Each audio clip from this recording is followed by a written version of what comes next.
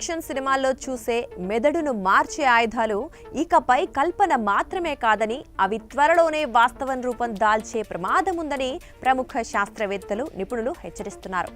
మనిషి స్పృహ, జ్ఞాపక శక్తి, ప్రవర్తన లేదా ఆలోచన సామర్థ్యాన్ని పూర్తిగా మార్చగల లేదా దెబ్బతీయగల అత్యంత అత్యాధునిక సాంకేతికత సైన్యాలు శత్రువుల చేతుల్లోకి చేరితే ప్రపంచ భద్రతకు పెనుముప్పుగా మారుతుందని నిపుణులు ఆందోళన వ్యక్తం చేస్తున్నారు.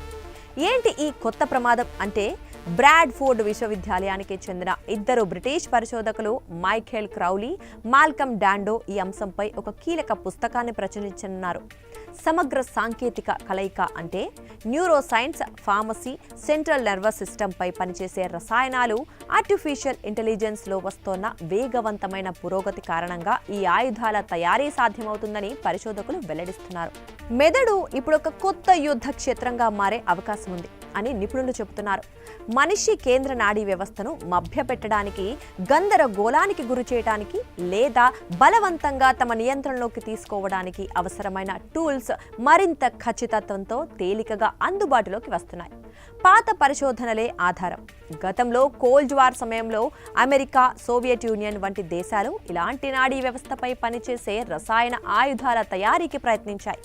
ఇప్పుడు ఆ పరిశోధన ఆధునిక సాంకేతికతతో మరింత ప్రమాదకరంగా మారింది. ఈ న్యూరో వెపన్ల ముఖ్య ఉద్దేశం ఏంటంటే, ఒక వ్యక్తి ఆలోచనలను, నిర్ణయాలను, భావోద్వేగాలను మార్చటం, సైనికులను తమ నియంత్రణలోకి తీసుకోవటం లేదా పౌరుల్లో భయాందోళన సృష్టించడం దీని లక్ష్యంగా ఉండవచ్చని శాస్త్రవేత్తలు చెబుతున్నారు. అంతర్జాతీయ సంస్థలైన కెమికల్ వెపన్స్ కన్వెన్షన్ను పర్యవేక్షించే కాన్ఫరెన్స్ ఆఫ్ ది స్టేట్స్ పార్టీస్లో ఈ ప్రమాదంపై శాస్త్రవేత్తలు హెచ్చరికలు జారీ చేశారు. ప్రపంచ దేశాలు వెంటనే మేల్కొని న్యూరో సైన్స్ను ఆయుధీకరణ చేయకుండా ఆపటానికి, మానవ మెదడుకు రక్షణ కల్పించడానికి సమగ్ర అంతర్జాతీయ ఒప్పందాలను రూపొందించాలని పరిశోధకులు విజ్ఞప్తి చేస్తున్నారు. చూశారు కదా, ఇది ఇవాల్టి అప్డేట్స్. మరిన్ని అప్డేట్స్ కోసం మా సాక్షి డిజిటల్ ఎక్స్క్లూజివ్ని ఫాలో అవ్వండి.